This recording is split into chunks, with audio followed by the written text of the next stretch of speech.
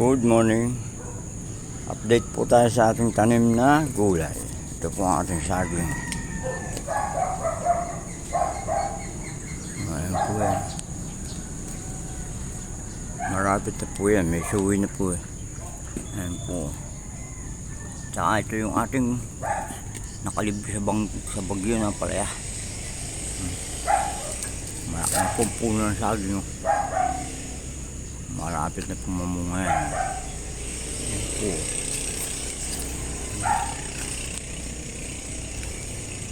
Ayan po. Ito po yung ating halamang gamot.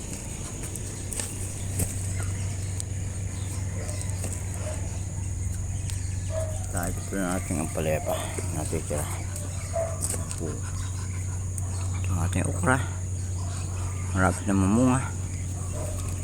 At siyempre yung ating halamang gamot. At ito pa. May bunga na ating okra. Yan ang talagang totoong may kasabihan. Pag may natanim, may mga ani. At ito po ang ating mga bibi. Ito po yung pakain mo. Yan po yung kumain eh. Ano po sila eh.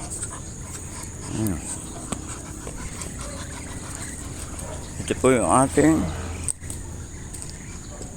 patol. Yan po ang bunga ng patol.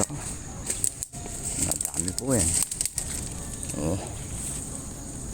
Ano po ba iba? Ayan po. Kaya yung iba, magtanda na kayo. At siguradong aabot kayo rito. Marami ito. Tama siya. Ito po yung aking okra.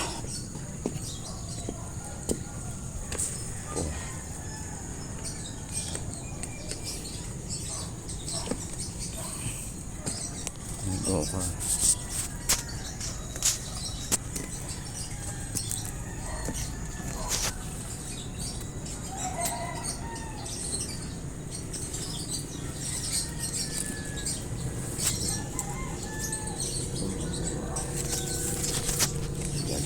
Lalo po sa ating kapitbahay.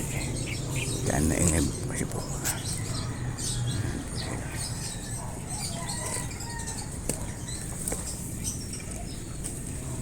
Ito po ang ating kamote. Mahaba na.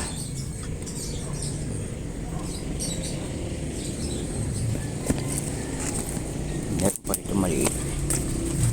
Ayan. Ayan ang ating abangan. Ayan ang ating gabi. May bunga na.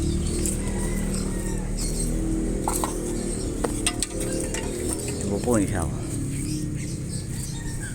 Yan po yung mga pala. Ito po ang ating gabing St. Blas, Laguna. Ito yung Laguna yan.